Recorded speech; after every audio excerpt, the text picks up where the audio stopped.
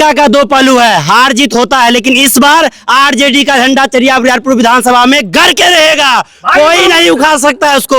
इस बार सुशील भैया जिंदाबाद, लालू यादव जिंदाबाद। क्यों कह रहा है कि हम आगे निकल जेडीयू कुछ नहीं, क्या मैं चाहूंगा फिर से चरिया बरियारपुर शेल्टर होम दोबारा हो? कदापि नहीं, कदापि नहीं ऐसा हो। मुजफ्फरपुर शेल्टर होम की जो हुई थी, ये पूरा बिहार नहीं भूला है, और इस चरिया बरियारपुर में वो दाग लग गई है इस चीज की छवि को लेकर। 17 महीने के कार्यकाल के दौरान में 5 लाख नौकरी दिया या नहीं दिया? बिल्कुल दिया। उन्होंने आया उस सोई हुई सिस्टम को जगाने का प्रयास किया, और उन्होंने उस मुहिम को छेड़ा जिसको आज लोग कॉपी करे।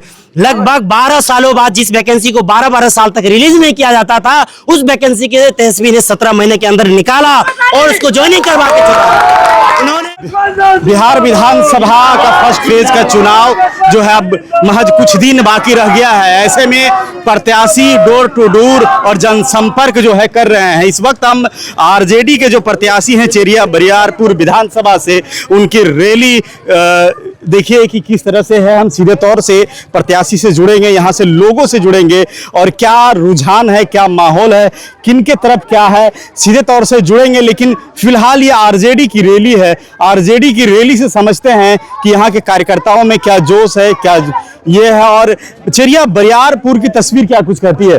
क्या लग रहा है चरिया बरियारपुर में? क्या लगेगा, जीतेगा सर। कौन जीतेगा? आरजेडी। आरजेडी आरजेडी देंगे फुल सपोर्ट। कौन? आरजेडी जदयू। आरजेडी लालू यादव जिंदाबाद। अरे भाई वोट बोलता है, लालू यादव जिंदाबाद। क्या कहिएगा, रैली में देख रहे हैं कि पूरा एकदम जोश जुनून के साथ में जुनून सबको सीएम तेजस्वी यादव बनाने के लिए हो रहा है। कैंडिडेट के बारे में सोचिए कि कितने एजुकेटेड है, कितने नीट एंड क्लीन इनका छवि है। इस चीज को देखते हुए 2 नंबर में चरिया बरियारपुर विधानसभा क्षेत्र से आप आरजेडी के उम्मीदवार भाई सुशील को आराम से 2 नंबर पे लालटेन के छाप बटन पटा के जिताने का एकदम आप भी जिताइए। पत्रकार बंधु हैं, आपसे भी अनुरोध है कि आप अपने घर में भी लोगों से अपील करिए। आप अपने अधिकार की लड़ाई के लिए, लोगों को शिक्षित करने के लिए, बिहार का जो भविष्य जीत को लेके कितना सुनिश्चित? एकदम सुनिश्चित है हम लोग जीत के लिए। हम लोग पिछले बार 40,000 का आंकड़ा था, इस बार क्या? हर सिक्का का दो पहलू है, हार जीत होता है, लेकिन इस बार आरजेडी का झंडा चरिया बरियारपुर विधानसभा में घर के रहेगा, कोई नहीं उखाड़ सकता है उसको। इस बार सुशील भैया जिंदाबाद, लालू यादव जिंदाबाद, तेजस्वी यादव जिंदाबाद। बिहार का सीएम कैसा हो? बिहार का सीएम कैसा हो? क्या लगता है, क्या कहिएगा? सीधे तौर से हम प्रत्याशी से जुड़ते हैं, प्रत्याशी से भी जानने का प्रयास करते हैं कि इस बार का मुद्दा क्या है और किस मुद्दों पे जो है इन लोग जो है वोट की अपील कर रहे हैं। इधर थोड़ा सा मेरे तरफ आइए। किन मुद्दों को लेके जनता के बीच जा रहे हैं और वोट की अपील कर रहे हैं? जनता यही चाहती है, युवा लोग चाहते हैं जो इस बार सरकार चेंज करे, हमें रोजगार मिले। पिछली सरकार रोजगार कहाँ दिया है? बस ये प्रशासन, और जाइए आप वहाँ कोई झंझट हो गया, जाइए एफआईआर लिखवाने के लिए वहाँ पैसा मांगता है, और गरीब लोगों को वहाँ एफआईआर नहीं लिखा जाता है, मनमानी होता है प्रशासन में।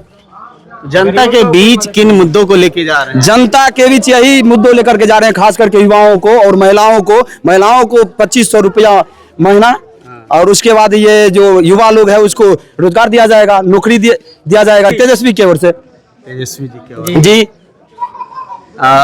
क्या कहेंगे? देखिए बोल रहे हैं साथ हर घर रोजगार देंगे, हर घर नौकरी देंगे, क्या संभव है?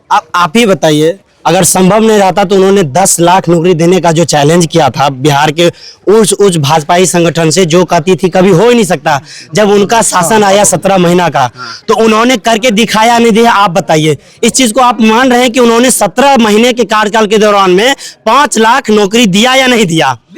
बिल्कुल दिया। उन्होंने आया उस सोई हुई सिस्टम को जगाने का प्रयास किया, और उन्होंने उस मुहिम को छेड़ा जिसको आज लोग कॉपी कर रहे हैं। लगभग 12 सालों बाद जिस वैकेंसी को 12-12 साल तक रिलीज नहीं किया जाता था, उस वैकेंसी के तेजस्वी ने 17 महीने के अंदर निकाला और उसको ज्वाइनिंग करवा के छोड़ा। उन्होंने उनका साथ उनका सात मुद्दा है। देखिए, मैं बीपीएससी टीआरई 4 का स्टूडेंट हूँ। नीतीश कुमार वो अपने कैबिनेट शिक्षा मंत्री के माध्यम से कैबिनेट में बोले जो अगस्त तक ये बहाली प्रक्रिया पूर्ण कर ली जाएगी, लेकिन वो सब जुमलेबाजी हो गई उनकी। नीतीश कुमार अपने ट्विटर हैंडल से पोस्ट किए जो ये सारी प्रक्रिया जल्द पूरी की जाएगी, लेकिन वो फिर पलटी मार दिए वो अपने ट्विटर हैंडल से। मैं क्यों चुनूं ऐसी सरकार को? तेजस्वी यादव आएंगे, रोजगार मिलेगा, नौकरी मिलेगी, सब युवा को एक चेरिया बरियारपुर में कितना सुनिश्चित हो पा रहा है कि आप जीत की ओर बढ़ेंगे? 100%। पिछले बार 40,000 था, क्या कम होगा? क्योंकि 50,000 प्लस। जेडीयू कह रहा है कि हम आगे निकल रहे हैं। जेडीयू कितने, क्या मैं चाहूंगा फिर से चेरिया बरियारपुर शेल्टर होम दोबारा हो? कदापि नहीं, कदापि नहीं ऐसा हो। मुजफ्फरपुर शेल्टर होम की जो हुई थी, ये पूरा बिहार नहीं भूला है, और इस चेरिया बरियारपुर में वो दाग लग गई है इस चीज की छवि को लेकर। तो युवाओं में देखिए कि कितने जोश है, जुनून है। आरजेडी के जो कार्यकर्ता हैं वो कितने जोश और जुनून के साथ जनता के बीच जा रहे हैं और वोट की अपील कर रहे हैं। बाकी जीत और हार तय होगा 14 नवंबर को कि कौन आगे आते हैं, किसकी पलड़ा भारी होती है। क्या 40,000 का आंकड़ा इस बार चेरिया बरियारपुर से आरजेडी पार करेगी, या फिर क्या रहेगा, यथावत भी रह सकता है या आगे बढ़ेगा, या फिर कोई और आएंगे विधानसभा में? ये आगे की तस्वीर होगी। फिलहाल जुड़े रहिए IN+ के साथ। मैं पंकज।